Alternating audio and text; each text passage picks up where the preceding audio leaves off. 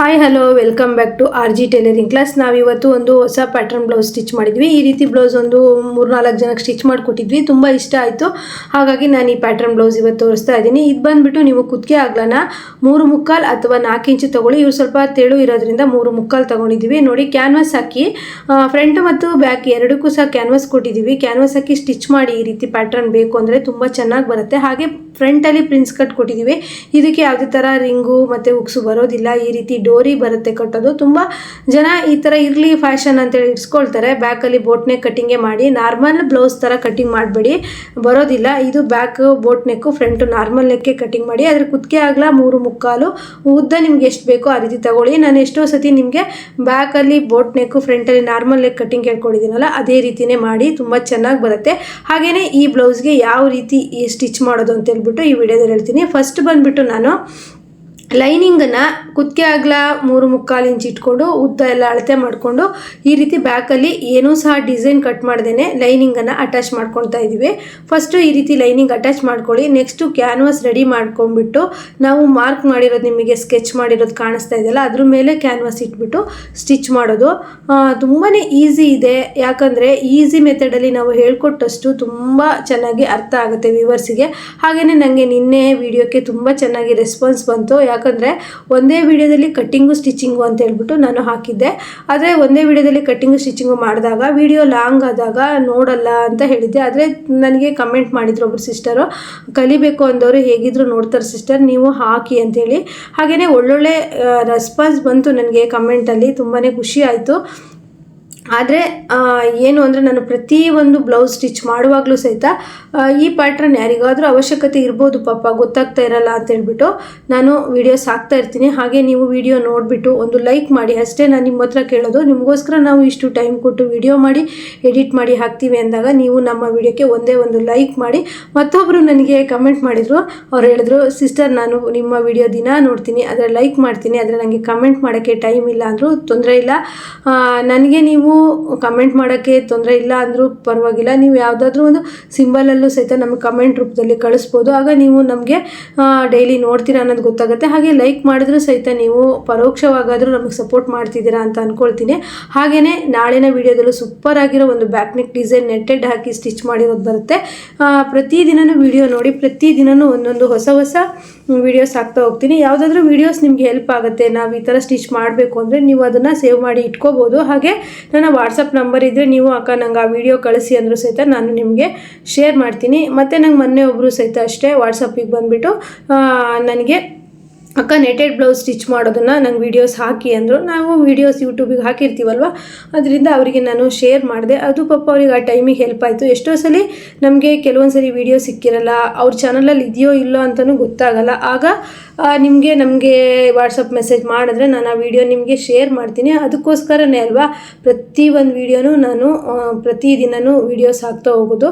ಮತ್ತು ಇಂಥ ಬ್ಯುಸಿ ಟೈಮಲ್ಲೂ ಸಹಿತ ನಿಮಗೋಸ್ಕರ ವೀಡಿಯೋ ಮಾಡಿಬಿಟ್ಟು ಎಡಿಟ್ ಮಾಡಿಬಿಟ್ಟು ಹಾಕ್ತೀನಿ ಅಂದರೆ ನಾನು ಎಷ್ಟು ಯೂಟ್ಯೂಬ್ ವ್ಯೂವರ್ಸಿಗೆ ನಾನು ಪ್ರಾಮುಖ್ಯತೆ ಕೊಡ್ತೀನಿ ಅಂತ ಹೇಳ್ಬಿಟ್ಟು ನೀವೇ ನೋಡ್ಬೋದು. ನೋಡ್ತಾ ಇರಿ. ಈ ಥರ ಲೈನಿಂಗನ್ನು ಫುಲ್ ಅಟ್ಯಾಚ್ ಮಾಡ್ಕೊಂಡಾದ್ಮೇಲೆ ಈ ರೀತಿ ಮಧ್ಯಕ್ಕೆ ಒಂದು ಮಾರ್ಕ್ ಮಾಡ್ಕೊಳ್ಳಿ.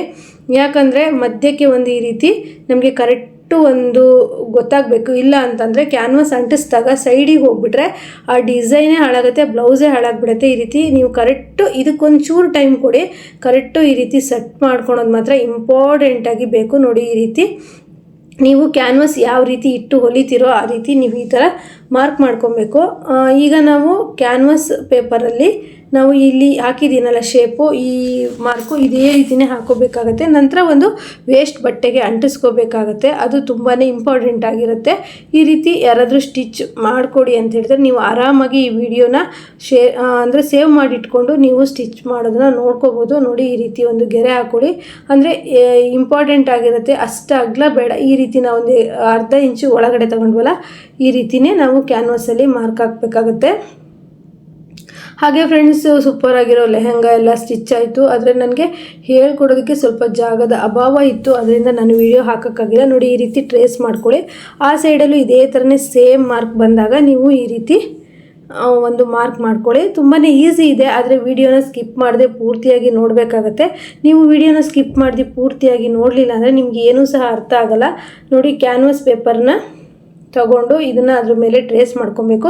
ಸೇಮ್ ಕ್ಯಾನ್ವಾಸ್ ಪೇಪರು ಮತ್ತು ನಾವು ಹೊಲಿತಿರೋ ಬ್ಲೌಸು ಸೇಮ್ ಮಾರ್ಕ್ ಬರಬೇಕು. ಸ್ವಲ್ಪ ಆದರೂ ವ್ಯತ್ಯಾಸ ಆಗಿಬಿಟ್ರೆ ಮಾತ್ರ ಆಗ ಬ್ಲೌಸು ಡಿಸೈನ್ ಎಷ್ಟು ಈಸಿ ಅನಿಸುತ್ತೋ, ಹಾಳಾದಾಗ ಒಂದು ಬ್ಲೌಸು ನಾವು ಸ್ಟಿಚ್ ಮಾಡೋಕ್ಕೆ ಹೋಗಿ ಹಾಳಾದಾಗ ಅದನ್ನು ಸರಿ ಮಾಡೋದು ಅಷ್ಟೇ ಕಷ್ಟ ಆಗುತ್ತೆ.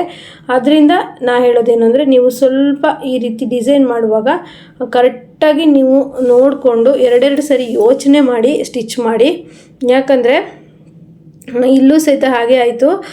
ಯಾಸ್ಮೀನು ಇದಕ್ಕೆ ಡೋರಿ ಕೊಡುವಾಗಲೂ ಅಷ್ಟೇ ಸ್ಪೀಡಾಗಿ ಸ್ಟಿಚ್ ಮಾಡೋಕ್ಕೆ ಹೋಗಿ ಉಲ್ಟಾ ಹಚ್ಬಿಟ್ಟಿದ್ಲು. ಮತ್ತು ಅದನ್ನು ತೆಗೆದುಬಿಟ್ಟು ಡೋರಿನ ಕರೆಕ್ಟಾಗಿ ಕೊಟ್ವಿ. ಯಾಕಂದರೆ ನಾನು ಸಹ ಬ್ಯುಸಿ ಇರ್ತೀನಿ, ಅವಳು ಬ್ಯುಸಿ ಇರ್ತಾಳೆ, ಮಧ್ಯ ಕಸ್ಟಮರ್ ಬಂದರು ಅನ್ನೋ ಟೈಮಲ್ಲಿ ನಮ್ಮ ಹೊಲಿತಾ ತಪ್ಪಾಗಿಬಿಡತ್ತೆ. ಅದರಿಂದ ಕೊಡುವಾಗ ಡೋರಿನ ಸಹ ಕರೆಕ್ಟಾಗಿ ಯಾವ ರೀತಿ ಕೊಡಬೇಕು ಅಂತ ನಾನು ತೋರಿಸಿದ್ದೀನಿ. ಯಾಕಂದರೆ ಯಾಸ್ಮೀನಿಗೆ ತಪ್ಪಾಯ್ತಲ್ವ, ಹಾಗಾಗಿ ಕೊಡುವಾಗಲೂ ನಿಮಗೂ ಸಹ ಕನ್ಫ್ಯೂಸ್ ಆಗಬಾರ್ದು ಅಂತ ಹೇಳ್ಬಿಟ್ಟು ಇಲ್ಲಿ ನಾನು ಎರಡೆರಡು ಸರಿ ಹತ್ತಿರದಿಂದ ವಿಡಿಯೋನ ಹಾಕಿದ್ದೀನಿ. ವಿಡಿಯೋ ಸ್ಕಿಪ್ ಮಾಡಿದೆ ನೋಡಿ. ಹಾಗೆ ಫ್ರೆಂಡ್ಸ್, ನಮ್ಮ ಇನ್ನೊಂದು ಚಾನಲ್ ರೇವತಿ ಕನ್ನಡ ಲಾಗ್, ಆ ಚಾನಲನ್ನು ನೋಡಿ ಸಪೋರ್ಟ್ ಮಾಡಿ. ಇನ್ನೂ ಯಾರೆಲ್ಲ ಆ ಚಾನಲನ್ನು ಸಬ್ಸ್ಕ್ರೈಬ್ ಮಾಡ್ಕೊಂಡಿಲ್ಲ, ರೇವತಿ ಕನ್ನಡ ಲಾಗ್ ಅಂತ ಹೇಳ್ಬಿಟ್ಟು ಹೋಗಿ ನೋಡಿ ಸಪೋರ್ಟ್ ಮಾಡಿ. ನಾನು ಇದೇ ಚಾನಲಲ್ಲಿ ಲಿಂಕ್ ಸಹಿತ ಹಾಕಿದ್ದೀನಿ, ನೋಡ್ತಾ ಇದ್ದೀರಲ್ವ. ಈಗ ಕ್ಯಾನ್ವಾಸ್ ರೆಡಿ ಆಯಿತು. ಈಗ ಒಂದು ಎಕ್ಸ್ಟ್ರಾ ಒಂದು ಫ್ಯಾಬ್ರಿಕ್ ತೊಗೊಂಡು, ಅಂದರೆ ಲೈನಿಂಗ್ ಪೀಸೇ ತೊಗೊಂಡು ನೀವು ಅಂಟಿಸ್ಕೋಬೋದು, ಇಲ್ಲ ಅಂತಂದರೆ ಹಾಗೇ ಸ್ಟಿಚ್ ಮಾಡ್ಕೋಬೋದು. ನೋಡ್ತಾ ಇದ್ದೀರಲ್ಲ, ಈ ರೀತಿ ಸ್ವಲ್ಪ ಒಂದು ಚೂರು ಹೊಲ್ಕೊಂಡು ಸುತ್ತ ನೀವು ಸ್ಟಿಚ್ ಮಾಡ್ಕೊಂಬಿಡಿ. ಆದರೆ ನೀವು ಸ್ವಲ್ಪ ನೀಟಾಗಿ ನೋಡಿಕೊಂಡು ಸ್ಟಿಚ್ ಮಾಡಿ. ಯಾವುದೇ ಹೊಸ ಡಿಸೈನ್ ಸ್ಟಿಚ್ ಮಾಡುವಾಗ್ಲೂ ಎರಡೆರಡು ಸತಿ ಯೋಚನೆ ಮಾಡಿ ಸ್ಟಿಚ್ ಮಾಡಿ. ಯಾಕಂದರೆ ಬ್ಲೌಸು ತುಂಬ ಕಾಸ್ಟ್ಲಿ ಇದ್ದಿದ್ರೆ ಕಸ್ಟಮರ್ಗೆ ಹಾಳು ಮಾಡಿಕೊಟ್ರೆ ಮತ್ತೆ ಅವರು ನಿಮಗೆ ರಿಟರ್ನ್ ಕೊಟ್ಬಿಡ್ತಾರೆ, ಹೊಸ ಸೀರೆನೇ ಕೊಡಿಸಿ ಅಂತೇಳ್ಬಿಟ್ಟು. ಹಾಗಾಗಿ ನೋಡಿಕೊಂಡು ಸ್ಟಿಚ್ ಮಾಡಿ. ನೋಡಿ, ಈ ರೀತಿ ಸ್ವಲ್ಪ ಎಕ್ಸ್ಟ್ರಾ ಬಟ್ಟೆನ ಬಿಟ್ಕೊಂಡು ಈ ರೀತಿ ಮಡಚಿ ಹೊಲ್ಕೊಂಬಿಡಿ. ನಾವು ಇದೇ ರೀತಿಯೇ ಕ್ಯಾನ್ವಾಸ್ ಹಾಕಿ ಬೇರೆ ಬೇರೆ ಡಿಸೈನ್ ವೀಡಿಯೋಸ್ ಎಲ್ಲ ಹಾಕಿದ್ದೀನಿ. ಕ್ಯಾನ್ವಾಸ್ ಹಾಕಿ ಸ್ಟಿಚ್ ಮಾಡೋದು ಈಸಿ ಆಗಿರ್ಬೋದು ನನ್ನ ಚಾನಲನ್ನು ದಿನ ನೋಡೋಂತಹ ವ್ಯೂವರ್ಸಿಗೆ. ಅದು ಯಾರಿಗೆಲ್ಲ ಈ ರೀತಿ ಕ್ಯಾನ್ವಾಸ್ ಹಾಕೋದನ್ನು ನೋಡಿಬಿಟ್ಟು ಟ್ರೈ ಮಾಡಿದ್ದೀರಾ ಅಂತ ನನಗೆ ಕಮೆಂಟ್ ಮಾಡಿ. ನೋಡ್ತಾ ಇದ್ದೀರಲ್ವ, ಈಗ ಕರೆಕ್ಟಾಗಿ ನಾವು ಇಟ್ಟಿದ್ದೀವಲ್ವ. ಈಗ ನೋಡಿ, ಈ ರೀತಿ ಇಟ್ಟು ಡೋರಿ ಕೊಡುವಾಗಲೇ ಅವಳು ತಪ್ಪು ಮಾಡಿಬಿಟ್ಟಿದ್ಲು. ಒಂದು ಅಂದರೆ ಕಟ್ಟಿಂಗ್ ಮಾಡಿರಲಿಲ್ಲ, ಅಂದರೆ ಮೇನ್ ಫ್ಯಾಬ್ರಿಕ್ ಕಟ್ ಮಾಡಿರಲಿಲ್ಲ. ಹಾಗೆ ನಾವು ತೆಗೆದ್ವಿ. ಮೇನ್ ಫ್ಯಾಬ್ರಿಕ್ ಕಟ್ ಮಾಡಿದರೆ ಬ್ಲೌಸು ಹಾಳಾಗ್ತಿತ್ತು. ಹೀಗೆ ಎಷ್ಟೇ ಎಕ್ಸ್ಪೀರಿಯೆನ್ಸ್ ಇದ್ದರೂ ಸಹಿತ ಒಂದೊಂದು ಸಲ ತಪ್ಪಾಗಿಬಿಡತ್ತೆ. ಯಾಕಂದರೆ ಹಬ್ಬದ ಗಡಿಬಿಡಿ, ಹಾಗೆ ಕಸ್ಟಮರ್ ಒಂದೇ ಸಮ ಬರ್ತಾ ಇರ್ತಾರೆ, ಅವರನ್ನು ನಾವು ನೋಡಬೇಕು. ಈ ರೀತಿ ಎಲ್ಲ ಪ್ರಾಬ್ಲಮಲ್ಲಿ ನಾವು ಡಿಸೈನ್ ಮಾಡುವಾಗಲೂ ಸಹಿತ ಸ್ವಲ್ಪ ತೊಂದರೆ ಆಗುತ್ತೆ. ನೋಡಿಕೊಂಡು ಸ್ಟಿಚ್ ಮಾಡಿ. ಹಾಗೆ ಫ್ರೆಂಡ್ಸ್, ನಾಳಿನ ವಿಡಿಯೋದಲ್ಲಿ ಸೂಪರಾಗಿರೋ ನೆಟೆಡ್ ಬ್ಯಾಕ್ ನೆಕ್ ಡಿಸೈನ್ ಬರುತ್ತೆ. ಈಗೆಲ್ಲ ನೆಟೆಡ್ ತುಂಬಾ ಟ್ರೆಂಡಿ ಆಗಿದೆ. ಅದು ಇವತ್ತೇ ಆ ವಿಡಿಯೋ ಬರ್ತಿತ್ತು. ಯಾಕಂದರೆ ನನಗೆ ಆ ನೆಟೆಡ್ಡು ನಮ್ಮ ಊರಲ್ಲಿ ಸಿಗೋದಿಲ್ಲ, ಬೇರೆ ಊರಲ್ಲಿ ಸಿಗುತ್ತೆ. ಅದರಿಂದ ಅದನ್ನು ತರೋದಕ್ಕೆ ಕಳಿಸಿರೋದ್ರಿಂದ ಆ ವಿಡಿಯೋ ನಾಳೆ ಬರುತ್ತೆ. ವಿಡಿಯೋನ ಪ್ರತಿದಿನ ನೋಡಿ, ಪ್ರತಿದಿನವೂ ಸಹಿತ ಲೈಕ್ ಕೊಟ್ಟು ನೋಡಿ. ಹಾಗೆಯೇ ನಿಮ್ಮ ಸಪೋರ್ಟ್ ನಮಗೆ ಬೇಕು. ಹಾಗೆ ನೀವು ಏನೇ ಡೌಟ್ಸ್ ಇದ್ದರೂ ಸಹಿತ ನನಗೆ ಕಮೆಂಟ್ ಮಾಡಿ ಕೇಳಿ. ನೋಡಿ, ಕರೆಕ್ಟಾಗಿ ಆ ರೀತಿ ಮಾರ್ಕ್ ಮಾಡಿಕೊಂಡು ಸ್ಕೆಚ್ ಪೆನ್ನಲ್ಲಿ ಅಥವಾ ಪೆನ್ನಲ್ಲಿ ಯಾವುದ್ರಲ್ಲಾದರೂ ಮಾರ್ಕ್ ಮಾಡಿಕೊಂಡು ಈ ರೀತಿ ಫೋಲ್ಡಿಂಗ್ ಬರುತ್ತೆ. ಅಂದರೆ ಒಳಗಡೆಯಿಂದ ಡೋರಿ ಬರೋದ್ರಿಂದ ಫಿನಿಶಿಂಗ್ ಅನ್ನೋದು ನೀಟಾಗಿ ಬರುತ್ತೆ.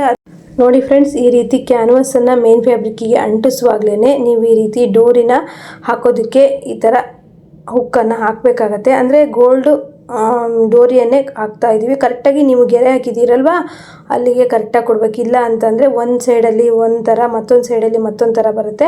ಈ ರೀತಿ ಗೆರೆ ಹಾಕ್ಕೊಂಡ್ರೆ ನೀವು ಈ ರೀತಿ ಹುಕ್ಕನ್ನು ಕರೆಕ್ಟಾಗಿ ಕೊಡೋದಕ್ಕೆ ಕರೆಕ್ಟ್ ಆಗುತ್ತೆ. ಈಗ ನೋಡಿ, ಕ್ಯಾನ್ವಾಸ್ ಒಳಗೆ ಹೋದ ತಕ್ಷಣ ಈ ಹುಕ್ ಅನ್ನೋದು ಕರೆಕ್ಟಾಗಿ ಬರುತ್ತೆ. ಇದನ್ನೇ ಫಸ್ಟ್ ಟೈಮ್ ಕೊಡುವಾಗ ಯಾಸ್ಮಿನ್ ಸಹ ತಪ್ಪು ಮಾಡಿದ್ಲು. ನೆಕ್ಸ್ಟು ಇದನ್ನು ಬಿಚ್ಚಿಬಿಟ್ಟು ಇನ್ನೊಂದು ಸಲ ಕೊಡ್ತಾ ಇರೋದು. ಅದು ಬಿಚ್ಚೋಗತ್ತೆ ಅಂದ್ಬಿಟ್ಟು 2-3 ಹೊಲಿಗೆನ ಹಾಕಿದ್ಲು, ರಫ್ ಎಲ್ಲ ಹೊಡೆದ್ಬಿಟ್ಟಿದ್ಲು. ಅದು ದಾರ ತೆಗೆಯೋದಕ್ಕೆ ತುಂಬಾ ಕಷ್ಟ ಆಯಿತು. ಹಾಗಾಗಿ ನೋಡ್ಕೊಳ್ಳಿ. ಯಾಕಂದರೆ ನಾವೊಂದು ಬ್ಲೌಸು ಕಸ್ಟಮರ್ಗೆ ಹೊಲಿದು ಕೊಡ್ತೀವಿ ಅಂದರೆ ಫಿನಿಶಿಂಗ್ ಅನ್ನೋದು ತುಂಬ ನೀಟ್ ಕೇಳ್ತಾರೆ. ನಾವು ತುಂಬಾ ಅದು ಸ್ಯಾರಿ ಎಲ್ಲ ತುಂಬಾ ಸ್ಮೂತ್ ಇರೋದ್ರಿಂದ ಸ್ಟಿಚ್ಚನ್ನು ಹಾಕಿದ್ದನ್ನು ಬಿಚ್ಚೋ ಅಷ್ಟೊತ್ತಿಗೆ ಅದು ಹಾಳಾಗಿಬಿಡುತ್ತೆ. ಆದ್ದರಿಂದ ನೋಡಿಕೊಂಡು ನೀವು ಸ್ಟಿಚ್ ಮಾಡ್ಕೊಬೇಕು. ಎರಡೆರಡು ಸರಿ ಯೋಚನೆ ಮಾಡಿ ಸ್ಟಿಚ್ ಮಾಡ್ಕೊಳ್ಳಿ. ಈಗ ನೋಡಿ, ಮೇನ್ ಫ್ಯಾಬ್ರಿಕ್ ಕ್ಯಾನ್ವಾಸನ್ನು ಈ ರೀತಿ ಕಟ್ ಮಾಡ್ಕೊಂಬಿಡಿ. ಆಗ ಉಲ್ಟಾ ಆಗುತ್ತೆ, ಸರಿ ಆವಾಗ ಕರೆಕ್ಟ್ ಆಗುತ್ತೆ. ನೋಡಿ, ಈ ರೀತಿ ಕಟ್ ಮಾಡ್ಕೊಂಬಿಡಿ. ಈಗ ಕರೆಕ್ಟಾಗಿ ಆ ಡೋರಿ ಹುಕ್ ಅನ್ನೋದು ಕರೆಕ್ಟಾಗಿ ಕೂರುತ್ತೆ. ನೀವು ಏನು ಮಾಡ್ಬೋದು ಅಂತಂದರೆ, ನಮಗೆ ಈ ಥರ ಬ್ಯಾಕಲ್ಲಿ ಫುಲ್ ಓಪನ್ ಬೇಡ ಅಂದರೆ ಏನಾದರೂ ಸಿಂಪಲಾಗಿ ನೆಟ್ಟೆಡ್ ಈ ಥರ ಕೊಟ್ಕೊಬೋದು, ಚೆನ್ನಾಗಿ ಬರುತ್ತೆ ನೋಡಿ. ಈ ರೀತಿ ಹುಕ್ ಬಂತು. ಈಗ ಡೋರಿಯನ್ನು ಕೊಡೋದು. ಡೋರಿಯನ್ನು ನಾವು ಸ್ಯಾರಿ ಪೀಸಲ್ಲೇ ಮಾಡಿದ್ದೀವಿ, ನೀವು ಫಸ್ಟಲ್ಲೇ ನೋಡಿದಿರಲ್ವ, ಆ ರೀತಿ ಸ್ಯಾರಿ ಪೀಸಲ್ಲೇ ಮಾಡಿದ್ದೀವಿ ನೋಡಿ. ಈ ರೀತಿ ಎಷ್ಟು ಚೆನ್ನಾಗಿ ರೆಡಿ ಆಯ್ತು ಅಂತ. ಈಗ ಸಿಂಪಲಾಗಿ ಈ ರೀತಿ ಮಡಚಿಬಿಟ್ಟು, ಅಂದರೆ ಹೆಮ್ಮಿಂಗ್ ಮಾಡಿಸ್ತೀವಿ. ಹೆಮ್ಮಿಂಗ್ ಮಾಡಿದ್ರೇ ಫಿನಿಶಿಂಗ್ ಅನ್ನೋದು ನೀಟಾಗಿ ಬರುತ್ತೆ, ಇಲ್ಲ ಅಂದರೆ ನೀಟಾಗಿ ಬರೋದಿಲ್ಲ. ಎಷ್ಟು ಕರೆಕ್ಟಾಗಿ ಬಂತು, ಎಷ್ಟು ಚೆನ್ನಾಗಿ ಬಂತು ಅಂತ ನೀವು ನೋಡ್ತಾ ಇದ್ದೀರಲ್ವ.